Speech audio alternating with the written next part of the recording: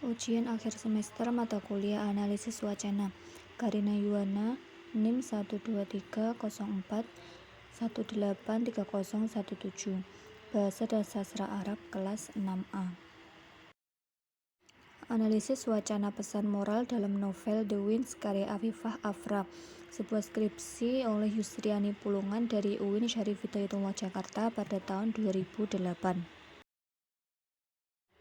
Terdapat 4 pembahasan, yaitu yang pertama, analisis wacana pesan moral dilihat dari analisis teks.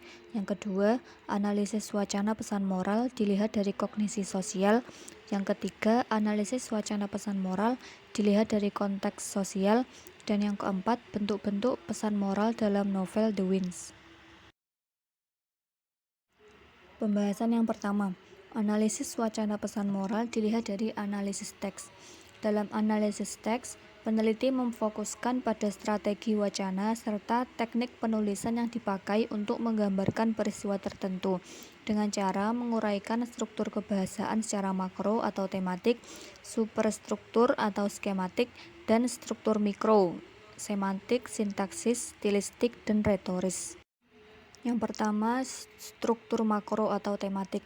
Pada struktur makro ditemukan bahwa tema secara umum yang ada pada novel The Winds adalah menguraikan tentang A. Nasionalisme. Tema ini menjadi tema utama yang terdapat dalam novel yang ditunjukkan melalui kisah tokoh utamanya, yaitu Rangga, yang memiliki semangat juang untuk melawan imperialisme Belanda dengan usahanya dalam bidang ekonomi. Selain itu, tokoh lainnya yang berjuang keras dalam bidang pendidikan. B.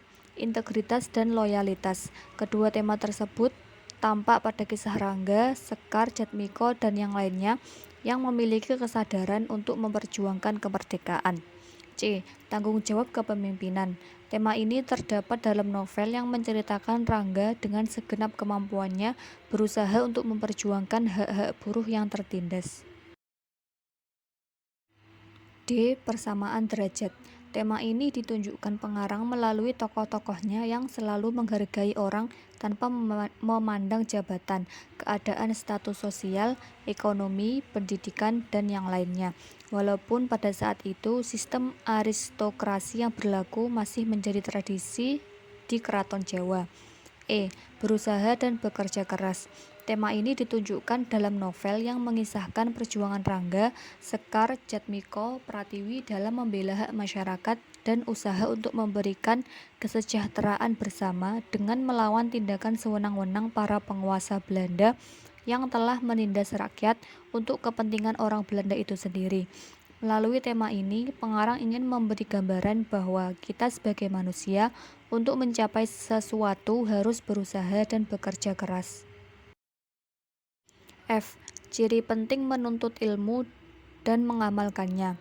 Dalam novel ini dikisahkan tentang Rangga yang dikirim oleh ayahnya, Kanjeng Gusti Pangeran Haryo Suryanegara, untuk kuliah di Universitas Leiden, Belanda, dengan suatu tujuan, yakni mendapatkan ilmu-ilmu modern yang sama dengan orang-orang Belanda. Dan dengan ilmu yang didapatkannya, ayahnya berharap Rangga dapat merealisasikan ilmunya untuk kesejahteraan saudara sebangsanya yang tertindas. G. Sopan santun dan keramahan. Tema ini ditunjukkan pengarang melalui tokoh utama Rangga yang senantiasa menjaga sopan santun dalam berbicara dan bersikap terhadap orang lain, terutama terhadap orang tua. Tema keramahan juga diungkapkan pengarang melalui tokohnya. Walaupun memiliki kehebatan dalam kedudukan, tetapi mereka tetap bersikap ramah kepada orang-orang tanpa memandang jabatan ataupun kedudukan dari seseorang. H. Sabar, tawakal, dan rendah hati. Pengarang mengangkat tema tentang tawakal dengan indikator keimanan tokoh dalam novel di tengah persoalan yang dihadapinya, yakni Rangga dengan segenap kemampuan yang dimilikinya senantiasa berusaha mewujudkan apa yang menjadi idealismenya. Namun ia juga tidak lupa kepada Allah Subhanahu wa Ta'ala, Sang Pencipta. Ia tidak lupa bahwa sebagai manusia memang harus berusaha dan berdoa, namun segala hasilnya tidak lepas dari kehendaknya. Berkaitan dengan tema kesabaran, ini tampak dari sosok Rangga yang bisa menerima kenyataan yang menimpanya. Karena kelicikan pembesar Belanda yang takut dengan gerakan bangkitnya perekonomian pribumi yang dilancarkan Rangga, pemerintah Belanda mencari-cari kesalahannya hingga akhirnya ia dipenjarakan dan kemudian diasingkan. Tema dengan tawadu atau kerendahan hati menjadi salah satu yang ingin ditonjolkan pengarang melalui tulisannya. Hal ini tampak pada tokoh-tokoh dalam novel yang tetap rendah hati dan tidak angkuh dengan kehebatan yang mereka miliki. Kemudian yang kedua, superstruktur yang mencakup skematik. Melalui superstruktur dapat diketahui struktur bangunan atau skematik pada novel ini yang menggunakan 3 struktur babak, yakni babak awal, konflik, dan resolusi. Yang pertama, babak awal. Pengarang membangunnya lewat pendeskripsian soal di awal cerita dengan mengisahkan seorang tokoh bernama Rangga dan bagaimana perjalanannya ia bisa menjadi seorang pengusaha dan membantu rakyat kecil yang tertindas. Yang kedua, babak konflik. Pendeskripsian soal pemunculan konflik, yaitu mulai dari perjodohan Rangga dengan Sekar, adik sepupunya, dan juga masalah-masalah lain yang dihadapi oleh Rangga. Yang terakhir, babak resolusi. Penyelesaian akhir cerita pada novel ini. Yang ketiga yaitu struktur mikro, yang terdiri dari semantik, sintaksis, stilistik, dan juga retoris. Yang pertama yaitu semantik. Elemen-elemen yang terdapat dalam novel, yang pertama yaitu latar, bagian dari teks yang bisa mempengaruhi semantik atau arti kata yang ingin ditampilkan. Novel The Winds mengambil latar cerita di kota Belanda, di sebuah kapal api, hotel di Batavia, dan latar pada umumnya berada di kota Solo. Latar waktu dikisahkan pengarang dengan mengambil cerita pada zaman Indonesia masih dalam penjajahan Belanda. Latar belakang dinovelkannya The Winds menurut peneliti diawali dari kepedulian pengarang terhadap fenomena sosial, yakni masih adanya masyarakat yang masih beranggapan adanya perbedaan dalam mendapatkan hak-hak seseorang hanya karena perbedaan golongan satu dengan yang kedua yaitu detail, berhubungan dengan kontrol informasi yang ditampilkan oleh pengarang.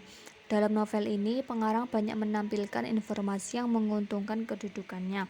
Salah satu detail mengenai perjuangan para tokoh dalam novel yang ingin mewujudkan idealismenya, yaitu memberikan kesejahteraan bagi masyarakat yang tertindas, memberikan keadilan bagi para buruh, membangkitkan semangat bangsanya untuk melawan imperialisme Belanda, serta bangkit untuk merdeka.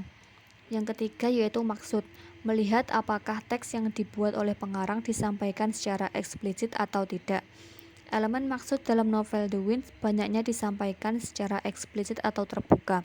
Salah satu teks yang terdapat dalam novel adalah mengenai penjelasan tentang pemahaman terhadap suatu jenis. Yang kedua dari struktur mikro yaitu sintaksis. Dalam hal ini menerangkan tentang bagaimana pengarang menggunakan kalimat hingga menjadi satu kesatuan. Yang pertama, koherensi. Pertalian antar kata atau kalimat biasanya dapat diamati dengan memakai kata penghubung atau konjungsi. Dan, atau, tetapi, namun, karena, meskipun, jika, demikian pula, agar, dan yang lain sebagainya. Yang kedua, bentuk kalimat. Segi sintaksis yang berhubungan dengan cara berpikir logis, menjelaskan tentang proposisi-proposisi yang diatur dalam satu rangkaian kalimat. Maksudnya, proposisi mana yang akan ditempatkan di awal kalimat atau di akhir kalimat. Yang ketiga, kata ganti. Kata ganti digunakan dalam novel ini adalah kata ganti kami dalam mengungkapkan perlawanannya terhadap pemerintah Belanda. Dan pengarang berada sebagai narator atau pencerita. Kekuatan kata-kata kreatif yang digunakan dalam cerita menimbulkan kesan yang tak membosankan meski terus-menerus membaca. Bahkan gaya penceritaannya membuat pembaca penasaran dengan ending cerita. Jenis yang ketiga dari struktur mikro yaitu stilistik. Cara yang digunakan pengarang untuk menyatakan maksud melalui pilihan kata yang digunakan. Dalam menyajikan cerita, pengarang menggunakan bahasa yang lugas. Pilihan kata yang digunakan menunjukkan ideologi dan religiusitasnya. Kemudian jenis yang terakhir dari struktur Mikro yaitu retoris, gaya yang diungkapkan pengarang untuk menyatakan sesuatu dengan sebuah intonasi atau penekanan. Yang pertama yaitu grafis, muncul lewat bagian tulisan yang dibuat lain dibandingkan tulisan lain. Pemakaian huruf tebal, huruf miring, garis bawah, huruf yang dibuat dengan ukuran yang lebih besar, termasuk di dalamnya adalah pemakaian caption, raster, grafik, gambar atau tabel untuk mendukung arti penting suatu pesan. Yang kedua yaitu metafora, kalimat yang mendukung kiasan, ungkapan sehari-hari, pepatah, dan nasihat agama, semuanya digunakan untuk memperjelas pesan utama, agar orang yang membaca akan mudah mengingat dan memahami isi pesan tersebut. Strategi retoris dalam novel ini menggunakan pemakaian kata yang tidak bertele-tele dan lugas, sehingga pembaca dapat dengan mudah mengerti dari pesan yang ingin disampaikan. Kemudian pembahasan yang kedua yaitu analisis wacana pesan moral dilihat dari kognisi sosial.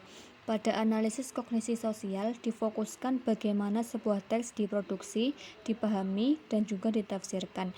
Pada penulisan novel The Winds, pengarang bertindak sebagai pengamat sekaligus narator yang menjelaskan peristiwa yang berlangsung serta suasana perasaan dan pikiran para pelaku cerita.